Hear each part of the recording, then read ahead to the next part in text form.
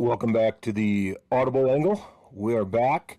We're taking hints from the listeners and rapidly moving through the intro a little bit. I did notice in some of the video review there is a large, audio segments. They're colored, and I get scared when I see a big long bar of my color right at the beginning. So we're going to hustle through.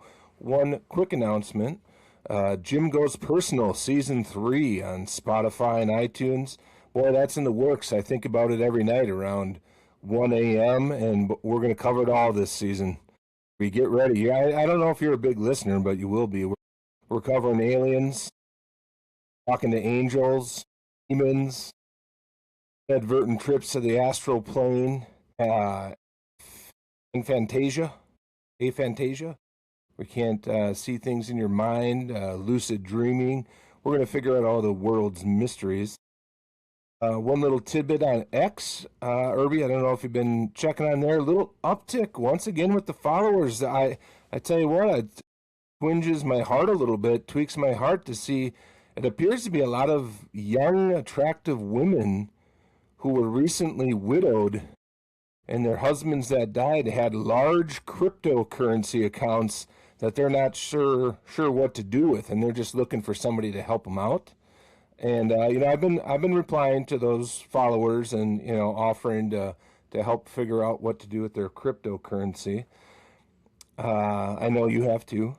We're going to cover a lot of ground today.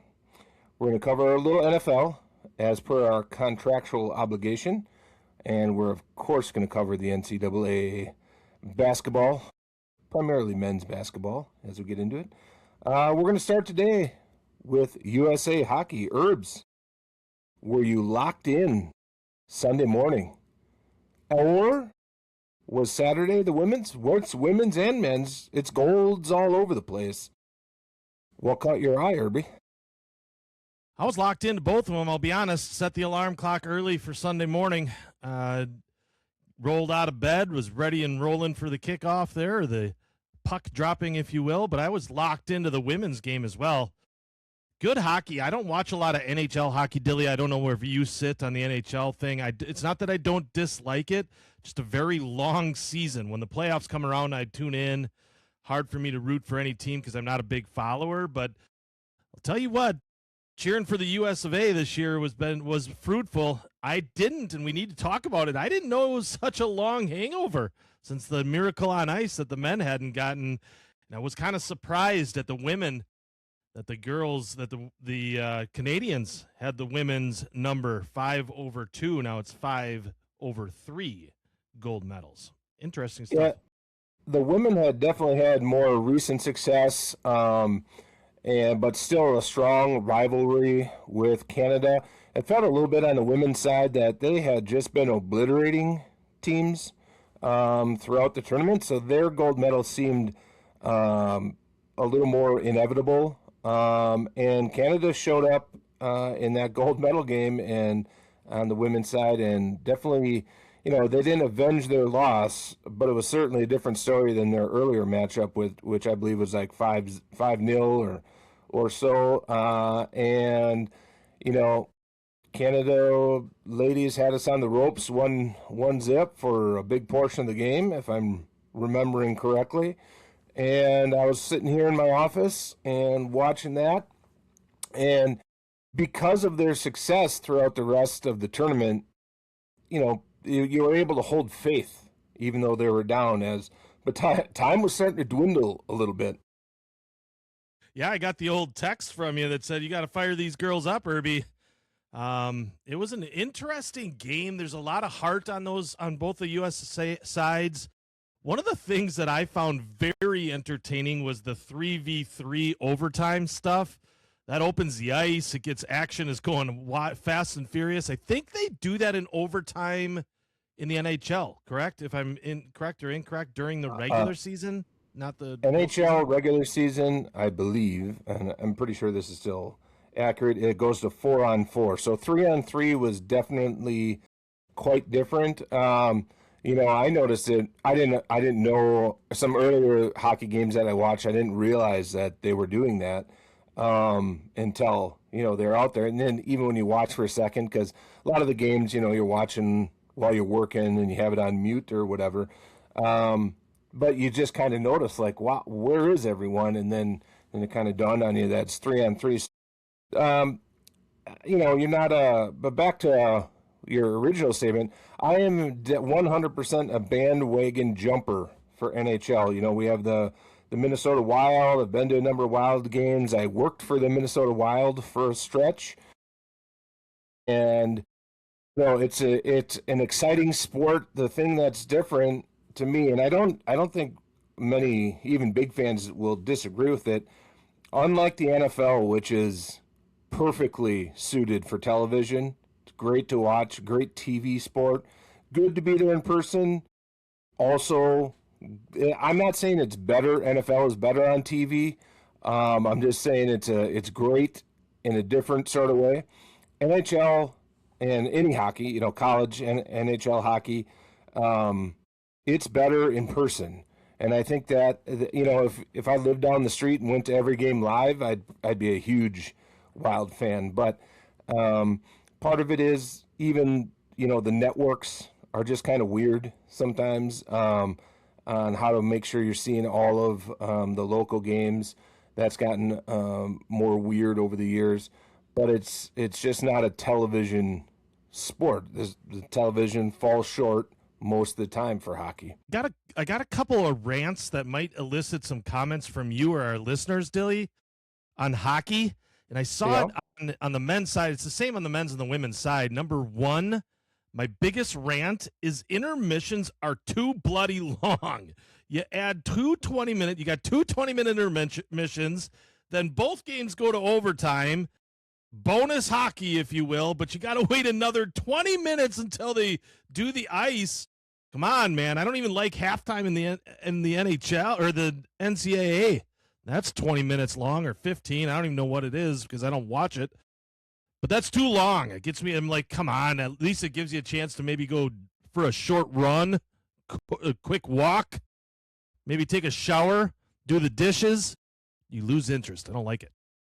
Yeah, I'll tell you what, when the NFL went down to 12 minutes, it was certainly, it certainly seemed strange at the time, but that was a great move. And that goes back probably 25 years because I believe in college I noticed it, that 20 minutes seemed like we were sitting in the locker room forever, especially for a bench warmer like me. I'm just sitting there like I'm not even really thirsty because all I did was stand around and drink Gatorade and chew gum anyway. So it just seemed like you were sitting there waiting. So hockey, maybe we need to get a great hockey mind. We do have Special K. I've mentioned him once before. He's a big listener. And his significant other, the other Special K, they're both Special Ks, big hockey fans. And of course, actually, I know why I'm rambling on this. Know a ton of hockey people. They might have a little more insight with why it's 20 minutes and has kind of stayed like that because, for TV and everything else, I'm sure baseball is trying to shorten up games. Everybody's trying to shorten up games. So it is a little weird, but, taking skates on and off, if they're doing that and kind of resetting with the equipment, that's a little different. So it could be a logical thing. Back to 3-on-3 hockey, I understand a lot of purists didn't love it at all, or longtime fans. And I agree, it's very different. I think if I were advising the Olympic Committee, I would think that it makes sense in the group play and perhaps in the medal rounds, medal games, they could go 4-on-4 or they could just play another period. It's for the gold medal. Play another period, string it out. Urben says no. Urben said he's shaking his head if you're only listening. I'm going to disagree, and here's why, Dilly. I really dislike the shootout structure. I don't like that. I like something quick. I like something succinct, and this gets down to it. What I don't want to see is a double, triple, 3-time overtime, because here's what happens then. Then the fittest team wins, and some purists will say, well, then they should have won. Well, I want the best team to win. 1997, 1996, UW Green Bay men's soccer was the fittest team in the nation, and we stunk. I don't want to win games because we were the fittest team. We were bad. So I'll be honest, like the 3-on-3, would kind of cave with the 4v4, Dilly. I like the open ice. I like the action. It's good for maybe a novice watcher, which I am, but I liked it. It's here to stay.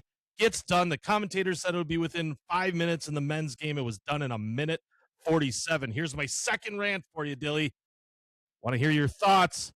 We need more hitting in the women's game. These women are tough. They're studs. Why are we so soft with them?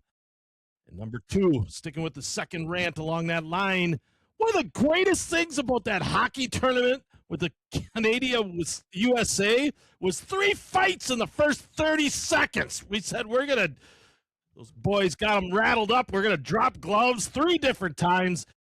Come on, let the guys fight a little bit. It's good in the NHL. It should be good in the Olympics. Yeah, I tell you what, it is a little weird that women's hockey has taken that route, the no checking route. You know, it's like that in the high school game, and I don't know exactly what it is because you're right. Those gals are just as tough as anybody else, and it's equal competition going against each other. So I don't really understand it myself. Again, maybe a greater hockey mind would be able to explain it. However, I kind of think that I would think a lot of hockey purists aren't necessarily concerned with women's checking. They would be fine with it being in the game and allowing more physical play in the women's game. For the Sunday matchup, I went with the all natural experience. I was hunkered down in an ice rink,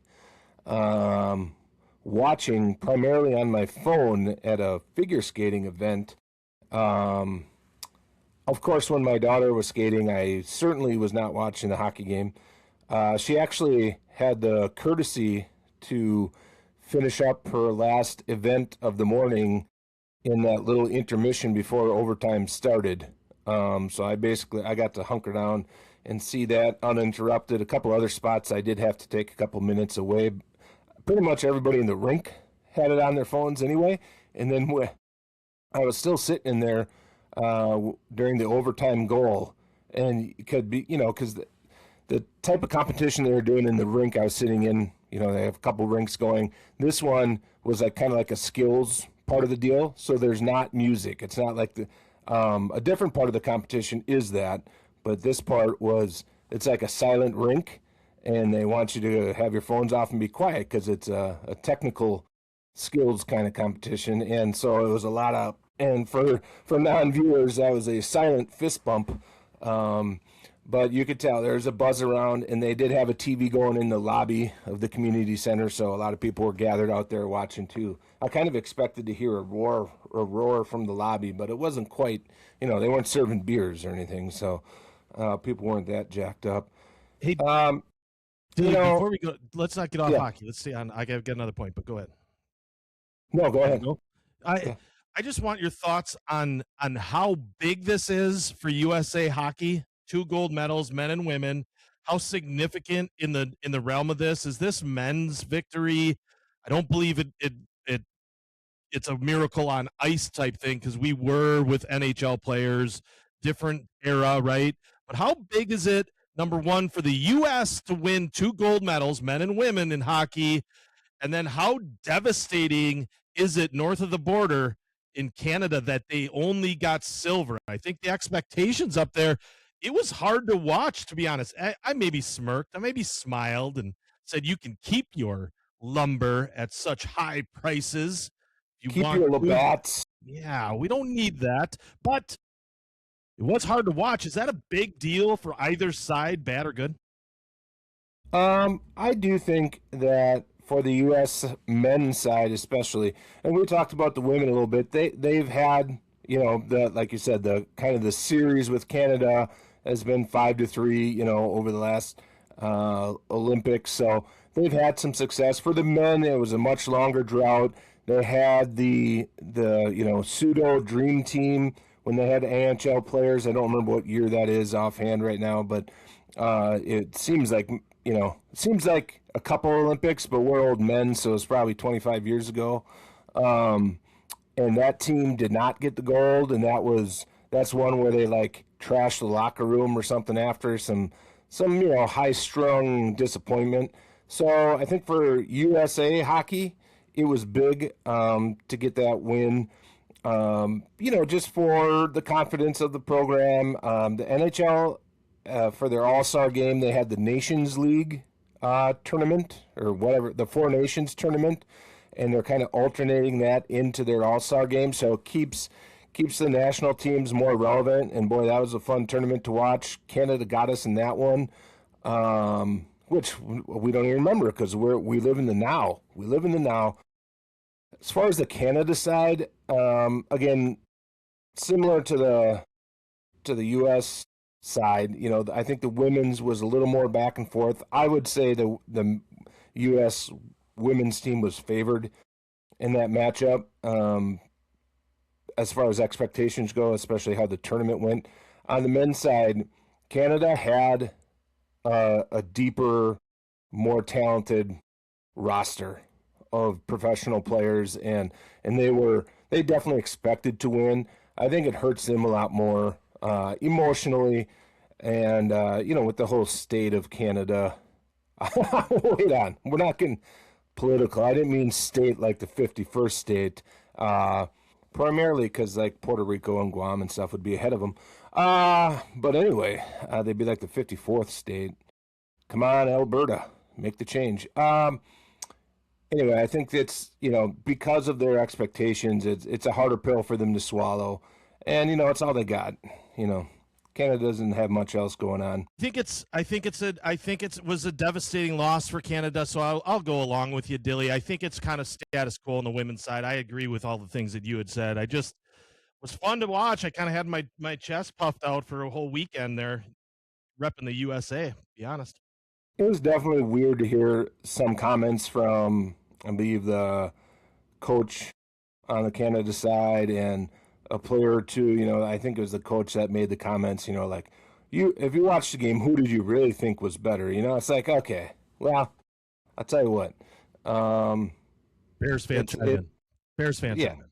Bears fan, come on. Yeah, it was a little weird. Just because, it's hockey, and hockey guys, at least U.S. hockey guys, are, kind of, they're bros. They're probably slinging bush lights and having a good time, and are, broken teeth, and visiting away else. We played hard and tip our cap to the other team. In Canada, they definitely are dealing with some sour grapes, and that's good for them. That's good. I've getting kind of sick of Canada lately, so agreed. We're going to work on our transitions this week. We're going to do a little behind the curtain production meeting discussion here. Bring our fans and listeners. By the way, subscribe on all the platforms. Follow us on X. Kind of wanted to start a game. I kind of mentioned it briefly. I'm not exactly sure how we keep score, but if you're out, follow us on X. I'll try to guess, just reply and guess which one of us is actually writing the reply or the post, because I feel like there's a pretty distinct difference, and like mine are hilarious and awesome, and Urbe's are kind of like, oh God, what is this guy talking about? Kind of his first time on social media or what? But that wasn't going to be the transition. The behind the scenes production meeting stuff is this was brought up, and tell me if I interpreted this incorrectly, listeners, with a comment or a X post. Is it still a tweet on X? Who gives a shit? Just write it wherever. Urbe on the actual, I'm not going to show it to you because it shows up backwards, I think, anyway. But he texted, should we talk Brewers spring training? Brewers spring training. Urbe, are you feeling out there a groundswell of excitement for Major League Baseball spring training talk? Hey man, it's out there for sure. There are people that go to spring break down to spring training. And I was just thinking, you know what? It would be nice if the Audible Angle crew could give maybe an example of a starting lineup. The Brewers made some offseason changes. So I was overruled, folks. I was overruled by the originator. Dilly said, no soup. I will say this. We did start off the audible angle talking Brew Crew in the playoffs. And, we will get back to our roots a little bit. Pitchers and catchers reporting and that kind of stuff. I'm not sure if we're doing 14 shows a week, maybe we need to get on that right now, but it seemed to be jumping the gun a little bit. So let us know what you think out there. Did I make the right call on postponing, not eliminating, postponing pitchers and catchers? They don't even report yet, though, did they? They're all there, baby. Everybody's there. Everyone's at spring trainings already.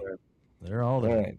They're down in Boca Raton and Fort Myers and a bunch of other towns, Cactus League and whatever. Okay, we'll get into it. We can go visit my parents in their retirement community and go to a couple baseball matches.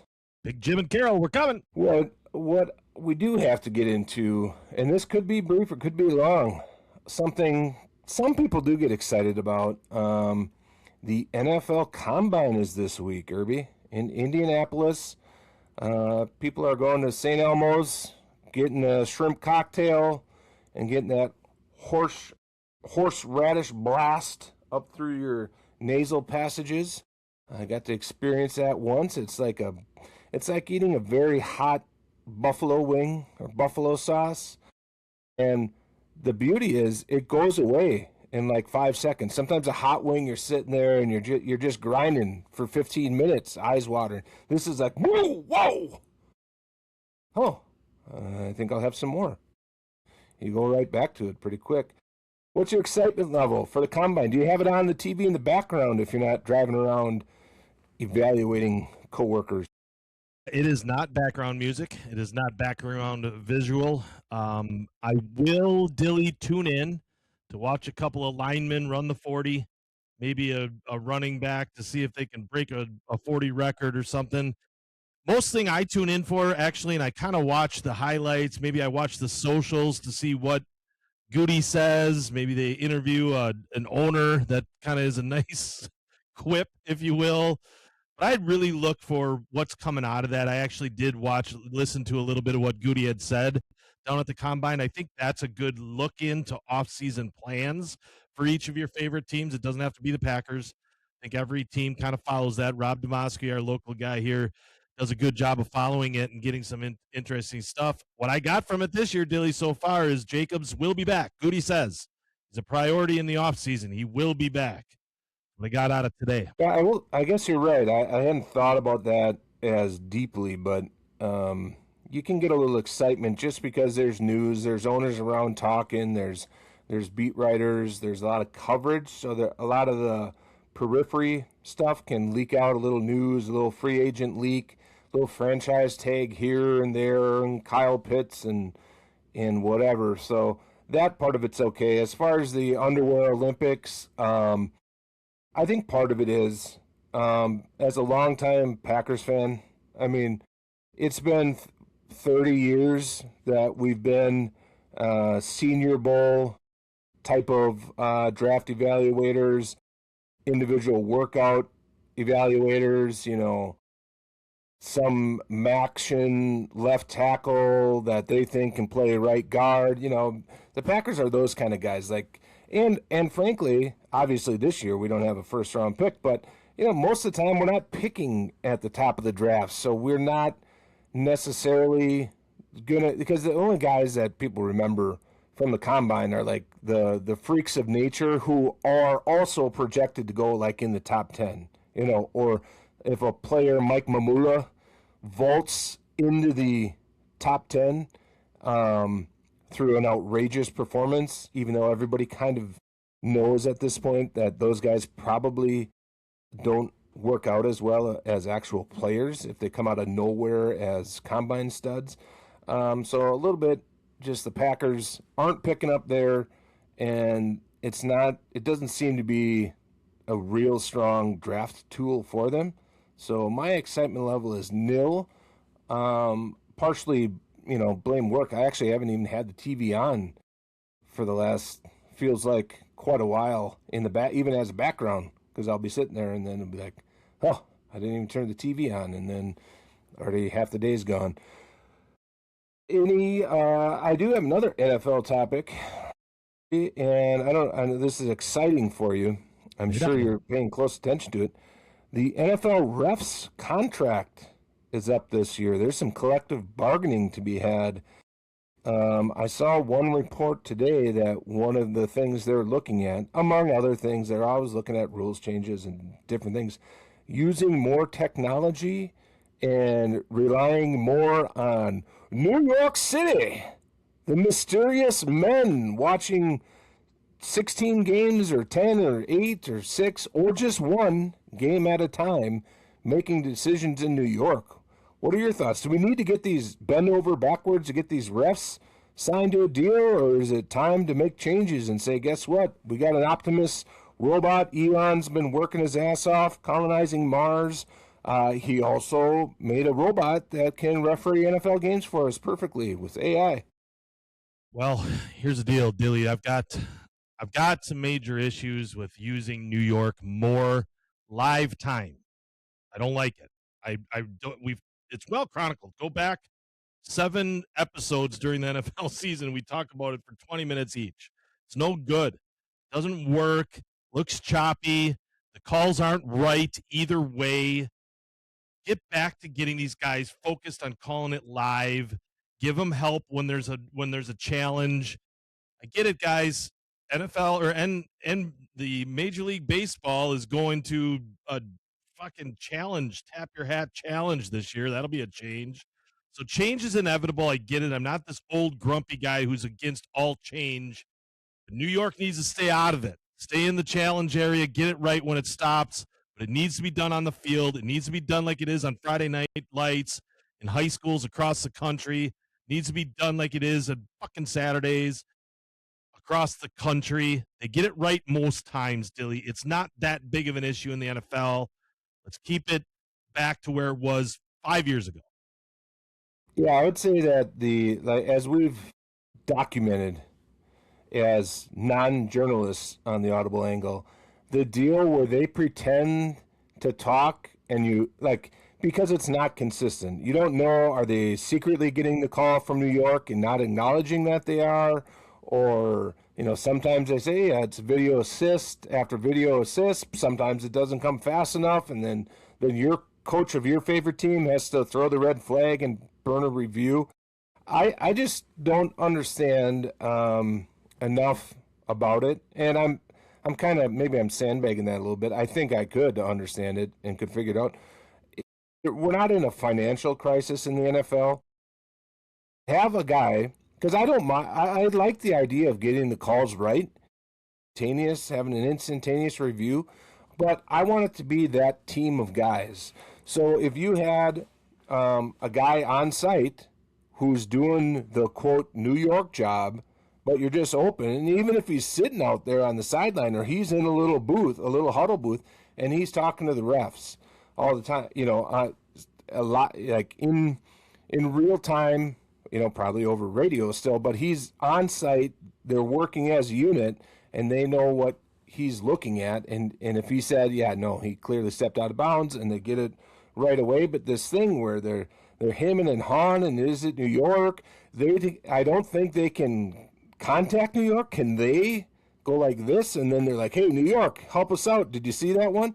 If they had their own dedicated guy on site for each game that they're used to working with, or they can just go over or signal to, and they're like, yep, we're not sure on that one. Give us the thing.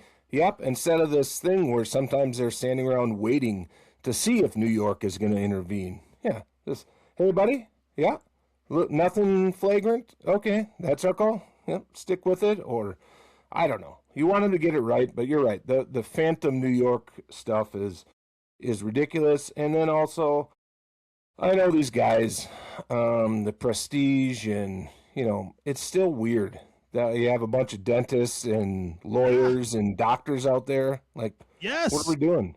Yeah, pay the guys. If there's a contract up, pay them full time. Let them travel around. Have it. I don't know if you have to have 15 crews. Pay them. The NBA does it. That's all they do. The NCAA does it. It's those guys that are full time officials. Why aren't we doing it in the NFL, who rakes in more money than Elon Musk? Come on, get on it. Well, Relative. yeah. I mean, the money, yeah. With Elon, it's a little weird because it's like holdings in his own companies. He doesn't have a briefcase full of cash like the NFL does. And look, there's qualified people out there.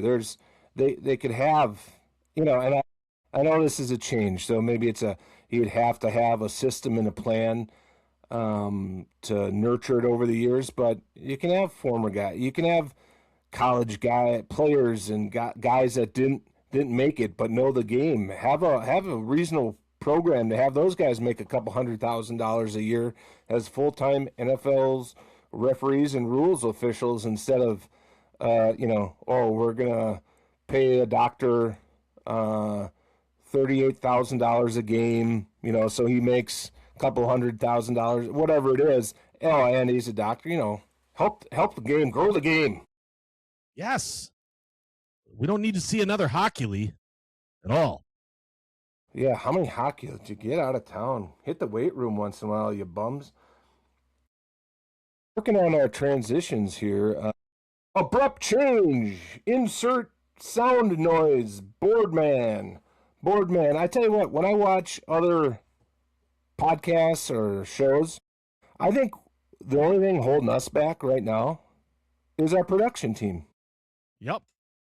Bums. Yeah. Bums. And I don't know. We're cycling through them. They're just, that would have been a great place. Hit a cool sounder. Instant rewind. Urby's number 2 point. A lot of opportunity here for the right person to join the team. I did notice a little sidebar here. My daughter, for a project they made, they had to do an advertising thing in some class, and they made up a sweatshirt brand and did some videos and edited them and stuff. And I think they basically used their phone and made a way cooler video than we've ever made. And it took them 7 minutes, and it was, one of those things embarrassing. But I don't, even with our friends from Take 'em Gear, still haven't really figured out how to effectively get them the raw video from the podcast for them to chop up and do stuff with. It's like, all I know is my shit says the file's too big to send. And I go, well, obviously everyone has that problem. The file is too big, just like my body. Are you ready to move on to men's college basketball, Irby? Let it rip, man. Let it rip. Well, I'll give us an intro here. We are going to talk, and this could be a surprise, everyone. We're going to talk Big Ten basketball, and we're going to talk Big 12 basketball, and we're going to talk about the Wisconsin Badgers and Iowa and what their road ahead looks like. We're going to look at what the rest of the Big Ten has ahead, at least the players in the Big Ten. We're going to peek at the TV screen for the end of Washington-Rutgers, because that's a real exciting barn burner between a bunch of nothings as we wait for the tip-off. And this is a little bit outside the production meeting. Urbs, we got a big matchup. Minnesota Golden Gophers traveling to Michigan, coming off the big loss to Duke. What is the Golden Gopher lead going to be after 14 minutes? And then how much will they lose by? Will they be up by 13 and then lose by 30? They will be up by 4 to 10 points, 12 minutes into the game, and they will end up losing by 25 or better. And it won't be close 4 minutes into the second half. Not a trap game for Michigan? Not a trap game. I mean, potentially, but the problem is the Goofs are still playing with 7 dudes, and they're not enough big dudes. I mean, at least that is a distinction. With Minnesota, you can say it either way, but the main way you can just say it is just not enough dudes, period. We know Arizona doesn't have enough big dudes. Minnesota doesn't have enough dudes. So, yeah, I mean, hey, Michigan lost to Duke, peeking around the corner at a big rebound game against Illinois. I know we're not projecting out the rest of their schedule, but we might as well right now. Minnesota should be a cakewalk for them. Then they're at Illinois. Then we're at those pesky Hawkeyes. And then they got Michigan State. So Michigan might have the toughest road left in the Big Ten. Yeah, I think they do. It doesn't. Now, the problem in the standings, Michigan has a pretty well a stranglehold right now. If you really look at that, they're 15-1. Illinois is 13-4. Even if Illinois wins that game, Dilly, Michigan would have to drop 2 more for Illinois to get a share. So it's a tough road for anybody else but Michigan to get this top line. But Michigan doesn't have an easy road. Kind of sucks for them that they had to. I mean, I guess sucks. It was great for us as we watched Michigan play Duke. That was probably a national championship type game that we saw before conference tournament time. Good stuff for whoever had the ratings there. But it was, I kind of looked at it and I'm like, why are they even playing this game, right? Like, what's the win-win here? I guess the win for the team that won solidified themselves as a number 1 overall seed, right? Duke gets the number 1 spot. Michigan drops from 1 to 3. And then all of a sudden Duke is the number 1 team in the country. Arizona gets nothing. The pollsters are in love with the frickin' Blue Devils. Who's Duke played? Okay, they beat Michigan. So did Wisconsin. So Wisconsin should be 5th in the country? Congratulations, never. Wisconsin's playing Iowa and Ohio State and Purdue and every other tough team. Michigan State, Nebraska. Duke plays Vanderbilt or something. I don't even. Well, and you brought up Arizona. We're definitely going out of order here, but okay, so Arizona did get past Houston. So congratulations. I was still thinking back to their Kansas and Texas Tech losses. So, excuse me, they got a win. They got 2 losses. Michigan's got 2 losses. So it's not a travesty for them to jump ahead of Michigan, but it is kind of one of those, Michigan was going to lose another game this year, probably, and they're on they're traveling. Did you say that was neutral site game? Yeah, it was in D.C., the District of Columbia, Washington, D.C. Weird game. I'm just saying, Dilly, I think that we're too – can you name more than 3 players from Duke? Nope. You can't. Nobody cares. John Shire's still the coach. Congratulations, John. You got another great freshman that came into Cameron Indoor. Who cares?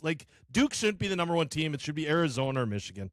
Maybe. Well, for example, Duke's following up that big matchup by doubling up Notre Dame. Yeah, tough game tonight. They're probably winning by 35. Incorrect. 41. They're up 41. There you go.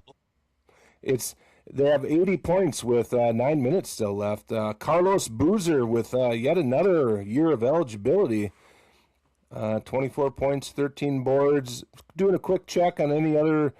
Not that was a good matchup, but Arizona and Baylor tonight, Iowa State, Utah. Like I said, let's go completely out of order, and we will get to Wisconsin here. But Big 12, we've been talking a lot of Big 12, and they're now putting a stranglehold at the top of the rankings. They got Iowa State, Houston, and the aforementioned Arizona all clinging to the top 5. They're top heavy, and can all 3 of those teams are they all championship contenders, or is one of them, a contender, but not a, like a grade 8 or upset Final Four team? Should they all be in somebody's bracket? The answer is yes, Dilly. And if there's a hater for Eric Urben out there as a listener, he's got a prime opportunity in this episode to put down a comment and say, who was on Houston? Who's been on Houston all year? They're on a 3-game slide here, which isn't fun to watch. But it's not against cupcakes, right? They lose 3 games and they lose 3 spots. And they're still sitting at number 5 in the country. More so, Dilly. The answer to your question: Arizona, Iowa State, Houston. They're all going to be there. That could be if they get it right in the NCAA, they could be there in the Final Four potentially. I don't want to see them play each other before the Sweet 16. I don't even want to see the Sweet 16. I don't even maybe want to see it in the Grade 8. I want to see these guys in the Final Four and figure it out. The bigger talk here, and we should focus on this outside of the Big Ten. The Big Ten has a race for the top 4 right now. That's what you need to watch the rest of the season. But in the Big 12, it's a race for the top here. They're all separated basically by 2 games in that top 5, and anybody can win it because Arizona is going to trip again. They've got a tough road in Arizona, Kansas, Houston, Iowa State, or Texas Tech. Any of those teams could take the first place in Big 12. So it's going to be fun to watch down the stretch here. Those are the games you should be highlighting and watching because it's going to probably tell you who has the best chance. I'm kind of glad. I'm secretly glad that we're getting after me on the comments and such about Houston because they need to dip now, not in 2 or 3 weeks. That's when they don't dip. So you want to peak then. Yeah, the Big 12 is going to be there. I did neglect to mention another one of our Audible Angle favorites, Kansas, in there, and they've proven they can do it, and we'll see if they, that would be more of a unexpected run if they got real deep, because they'd have to start knocking off some heavy hitters, but it wouldn't be a shock if they get to the Elite 8 for sure. They should be in that mix. Back to the Big Ten, we don't want to avoid giving the Badgers their due. We talked about it a lot, what their schedule looked like, and we mention them every week. The Hawkeyes seem to be kind of tough, and the Badgers welcomed Iowa to Madison and beat them. What your thoughts on that game? Yeah, couple of deep dives here. First, I'm going to highlight a guy that I failed to highlight all season long, Dilly, and I take that on the chin, and he's no longer going to probably be highlighted after this little conversation because he's out with a wrist. Jack Janicki is kind of an unsung hero for the Badgers. Broke a wrist, broke a hand, whatever. He had surgery. He's in a cast. He's not going to be playing the rest of the season, I don't believe, and it hurts the Badgers a little bit on the defensive end. It brings in guys like Braden Carrington, a guy like Hayden Jones, another Aussie that came in that hasn't played a lot and quite frankly only played 8 minutes against Iowa. So not a big fan of him, but not an unlikely win. The only thing from that game that I liked was the Badgers it was close. Iowa was always going to be difficult, probably a higher scoring game than I thought it would be. Badgers scored 84, Iowa scored 71. Beat them handily at the end. We're behind by a point at half. I will tell you, Nick Boyd is the real deal. 27 points, basically put the Badgers on his back in the second half and said, come along for the ride. Nolan Winter didn't have a slouch of a game. I talked about him. He's got to score. He scored 18 in this game. Here's the not shocking point to this game, Dilly. They win when they shoot threes well. They averaged 10. They shot 42% from 3, 10 out of 24. They win the game because they make 10 freaking threes. That was the only reason. The one surprise I have, Dilly, John Blackwell was non-existent and uninterested to play in this game. I don't know what was wrong with him, but he looked uninterested, wasn't playing defense. If you watch that game back, if you're a diehard Badger fan, watch John Blackwell. You're not going to be a big John Blackwell fan, and I'm going to tell you, John, there's NBA scouts that are watching you. You need to play both sides of the court. You got to play defense and offense because you didn't play any defense, and it would have hurt us if Iowa didn't stink. But they do. We win. They stink, but we keep saying they're tough. Maybe, by the end of the year, maybe they just stink. Coming down the pipe, we got the old West Coast road trip for the Badgers, going to Oregon and Washington. And then, they're back home and host Maryland. Focus first on the West Coast trip. We, as a show, you're going to think, by the way, the Badgers, obviously, because of one loss, they're back knocked out of the rankings, which seems a little, they lose to Ohio State. Well, yeah, it was one loss. One loss, knock them out. They bounce back against Iowa. We'll see what happens. Oregon and Washington, they should win those games. Am I wrong? No, they should, Dilly. They should beat Oregon handily. Washington is shown to be pesky on the road and at home. So on paper, Badgers win by double digits if they play well. A West Coast swing isn't easy, and I'm going to throw a wrench in here for the Badgers in logistics. They left Monday, so they're there already. They're acclimating themselves to West Coast time. But bottom line, Dilly, that Oregon game in the middle of the week is at 10 p.m. our time tomorrow night. You staying up late? Tell you what, guys have to is every player on that Wisconsin Badger team. Argument is they've been there for the second day. They're assimilated, but I don't believe it 100%. There's still some jet lag. Those guys are probably used to being up at 10 o'clock at night, but I don't know if they're used to playing a full basketball game. But Oregon is not a formidable foe. Washington is not. I think they get through this 2-0, which is going to help them because it adds to that 3-win week, which should get them closer to the top 25. Not that it really matters to fan guy to get in the top 25, but that might be the difference between a 7 or a 6 seed this year for the Badgers. A little update. Washington did get the big win against Rutgers. We were watching the end of that game. Washington moves to 500 on the year, 14-14. A real prove-it game against the 11-17 Rutgers Lamos. And another quick update for the fans. First TV timeout. We don't even have to get in the score because you already know who's winning. It's Minnesota's, of course, winning on the road at Michigan at the first TV timeout. They just pulled a guy out of the stands and gave him a jersey, so we might have another dude just in case down the stretch. We'll keep an eye on that game. And then, similar story with Maryland. I want to finish the build on the Wisconsin Badgers end of the year here. Then you got Maryland coming to Madison. We're thinking that's a win, I think, if you're a Badger fan. You kind of have a scenario where it's like you're getting well, you get the 3 wins, and then you end up with a bit of a prove-it game with a team that at least I can't figure out this year.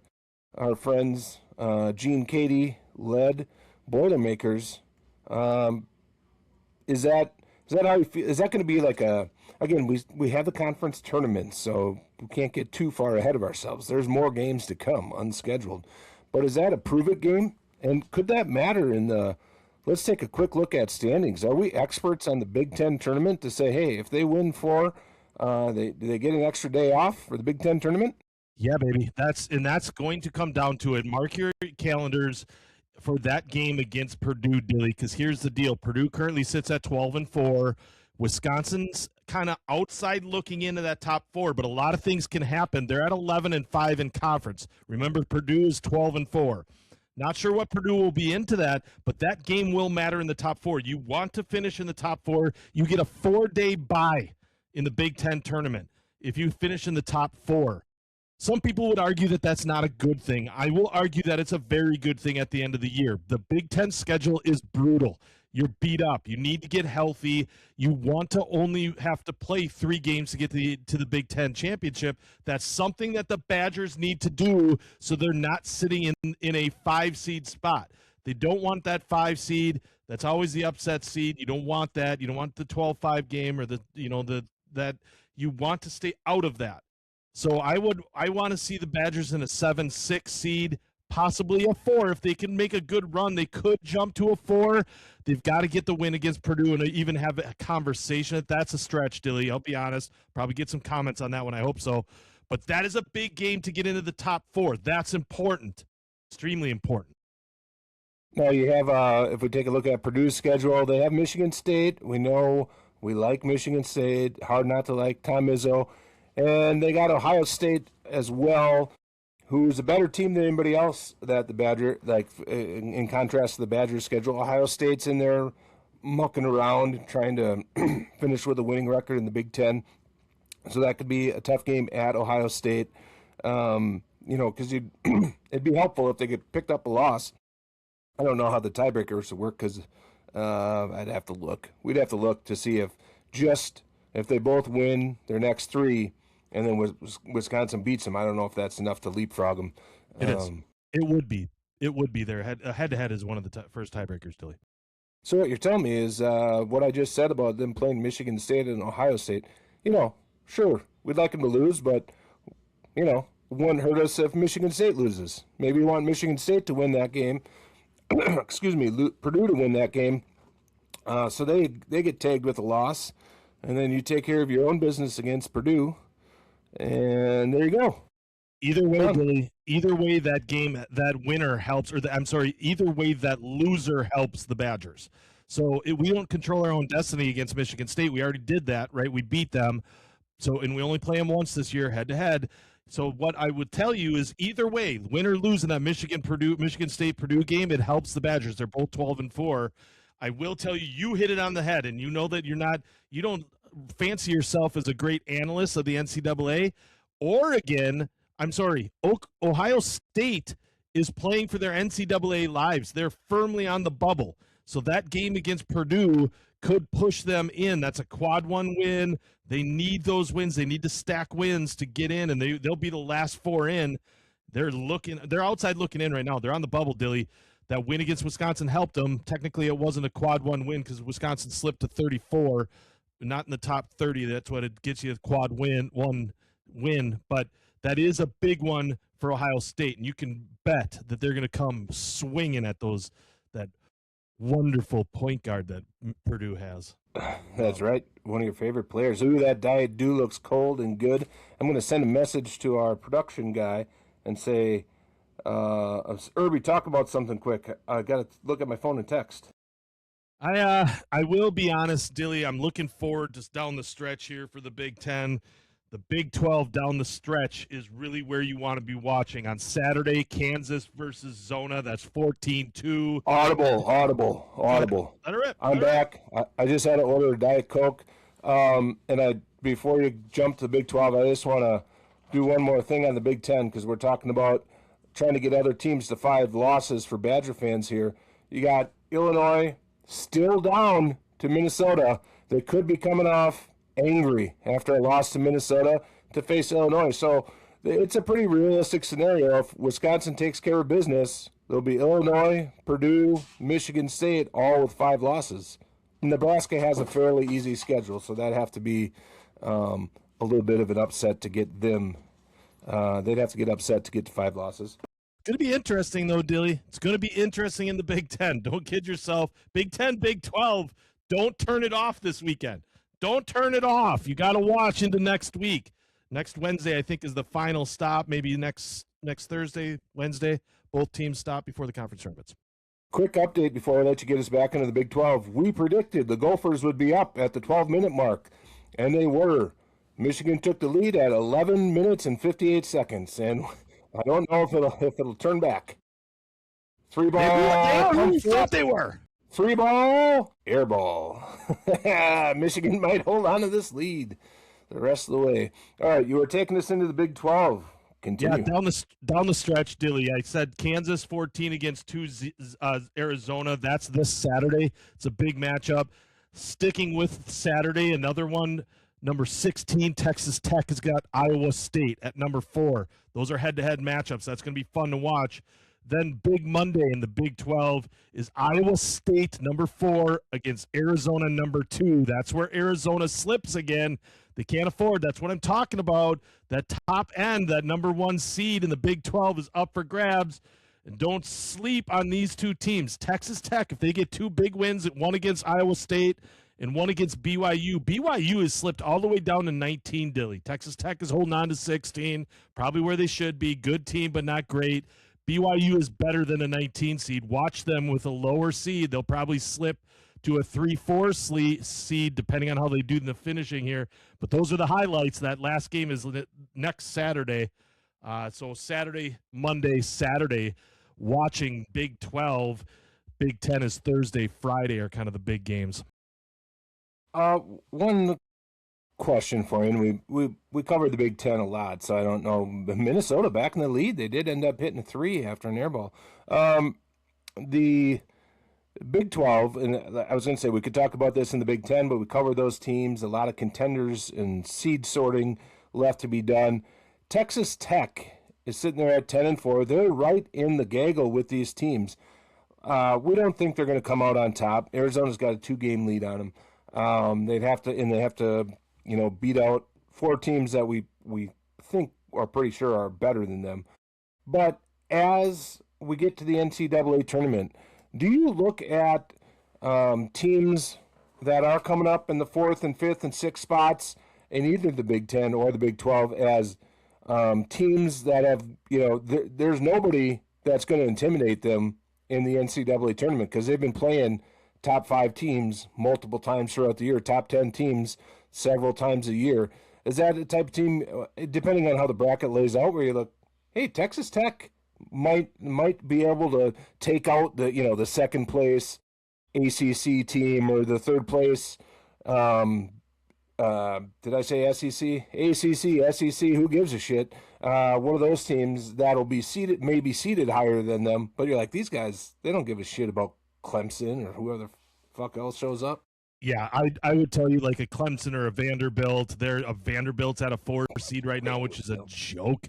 But yeah, Texas Tech, any of those teams that are on that bottom end, BYU and Texas Tech are prime examples that'll be 5-6 seeds that you're not going to be able to sleep on, because they're battle tested. You have to look at that, Dilly, because in the tournament, because they're used to playing tight games. They're used to playing games that matter since December. Some of these teams that are coming in, like Gonzaga, they play 5 games that matter down the stretch here. They played most of their important games back in November in the non-conference games. That's when they played their toughest schedule, and that's not when Michigan State was playing well. Michigan is one of those teams, and Arizona are one of those teams that have put together a full docket of playing well from November all the way into March, and that's the teams that I want to look at. I want to see, but you're right. Those bubble teams that are going to be underranked, if you will, like a BYU, like a Texas Tech, maybe like a Kansas, depending on how they finish here. All of those teams, Kansas, Houston, Iowa State, Texas Tech, have 4 losses in conference. That's it. So they're right there. One of our favorite teams to talk about, and I'm trying to hit on this projected, early look at the top 16, and moves down 1 spot after getting their doors blown off in an overtime matchup. I believe it was overtime. Maybe it wasn't. No. Creighton led the whole game. Held them off. They bounce back with a big win against Villanova, and they go down only 1 spot. Is that a little UConn bias? It's a huge UConn bias. It's been a bias all year long. If you write UConn anywhere near the Final Four, you're finished. Your bracket is finished. I'm telling you that right now. It's freaking February 24th. Stay away from UConn. Stay away. It's a joke. It's a farce. It's the Denver Broncos of the NFL playoffs. Don't do it. They're not even first place in their conference. St. John's up there. Both, they got a big matchup coming up. That's the 2 teams to talk about.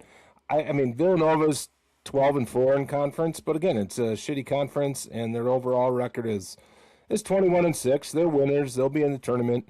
But it's UConn and St. John's and nobody else out of there. Let's take a quick look at our friends in the SEC, because we were watching that game as we were recording with Brian from Take 'em Gear, takeemgear.com. Go check it out, buy a hat, wear it as a golf hat like I'm going to do. You've been saying it's Florida, and we kind of like Alabama. We like the hometown angle on Alabama, and they've elevated now into the 2 spot there. And, what you mentioned Vanderbilt. What is the deal with Vanderbilt? Why does anybody, are they still ranked? Who cares about this team? Why were they ranked before? They're still ranked. They are still ranked. I don't know why. It's a team that I can't figure out. It's because they're top of their conference. They're in the top 3 of their conference, I think, or somewhere near it. It's a joke. That whole conference is a joke. Vanderbilt is not good. That's a team that Texas Tech will blow the doors off in the round of 32. They will. It's not even going to be close. Sweet 16 game, forget about it. Take Texas Tech and put the money that you won on Indiana and the NFL and ride Texas Tech if they're playing anywhere near. Actually, just take whoever plays Vanderbilt. Just take them every single time. Put a little piece on both of them. Just ride them because they're losing early. Yeah, they lost to Missouri, they lost to Tennessee, and somehow they're still ranked. And again, folks, just to clarify, I'm not a Badger fan. Gophers still in the lead. 9 minutes to go in the first half. I'm not a Badger fan by any means, but it does seem kind of preposterous that they have a better record than Vanderbilt, and somehow Vanderbilt's still ranked coming off a two-loss week against, whoop-de-doo, Missouri and Tennessee, who's, I guess, sort of good for that conference, but it's terrible. Like it's because they're middling, Dilly. It's the whole conference is junk. Like in the best teams in the other travesty that's going to get a 4 seed right now. They're slided on the early 4 seed is Virginia. Who? Virginia. It's not the Tony Bennett Virginia Cavaliers. It's the whoever's coaching them. Virginia. I mean, I saw good old Tony. He was in the stands. I was watching a little of the game. He's watching. Virginia needed overtime or last minute free throws to win that stupid game anyway. Virginia stinks. I don't understand Vanderbilt or Virginia. The rest of the two early top 4 seeds, the top 16, if you will, in the NCAA, I agree with. There's not a team there. I'm going to question UConn being so high. They are not the top 2 seed. They are not. They're not. They're not number 5. They're not better than Houston. What are you guys talking about? UConn is higher than Houston? Have you been watching all year? This is pissing me off. Urbs, it's hard to believe that. I don't know who does the rankings. Sports journalists and coaches. There's 2 separate rankings. I mean, do they think it's Vanderbilt football? That's a feel-good story. Are they still hanging on to that? Is it Theo Vaughn dating Pavia's mom, and they want a little press, or what? I tell you who it isn't, Dilly. It's not the 2 big dudes on Audible Angle. That's who's not doing the rankings. That's not those 2 big dudes. I'll tell you who has enough big dudes, and it is Audible Angle. We don't need any more big dudes. We could probably use a couple, probably just dudes. We brought little dudes. We brought Brian in. He's a little dude. Yeah, he's burly, though. He looks burly. Man, you sure he's not related to Barolette? Are those 2 actually brothers, and you did a little adoptive thing? It's like they hunt different animals, but, man, they like to hunt. Yes, sir. I was going to ask you one thing. We got a big matchup coming down the pipe. Sheboygan North Golden Raiders versus the Pulaski Red Raiders. It's Raiders on Raiders. Big matchup as we head towards regionals. Got to be coming up here eventually, right? Is this the last game? It might be the last game. They did get a seed. I think Pulaski got the 5 seed. That was a live show on Friday night. I believe they got the 5 seed. Maybe I'm wrong. I don't know. I was kind of, it was getting a little dicey there, but tough game here for the Pulaski. There's some guys on the team that aren't playing at the top of their game. They kind of peaked early. The Pulaski Red Raiders peaked early. They are a younger team. They've got a good core group of sophomores on that team that are they're going to make this team good. Again, Dilly, I hate to say it. I'm kind of riding the train here, but they don't have enough big dudes at Pulaski to be relevant. They're a bunch of guards, but Sheboygan North is notoriously just real athletic. A bunch of 6'3", 6'4", 6'5" guys that are athletic. And I will tell you right now, actually Pulaski has Sheboygan South in the first round. It's going to be tough. Pulaski fan, if you're watching, it's going to be tough because the Pulaski Red Raiders, they do not play well against the zone. They need to be running. Everybody kind of knows it.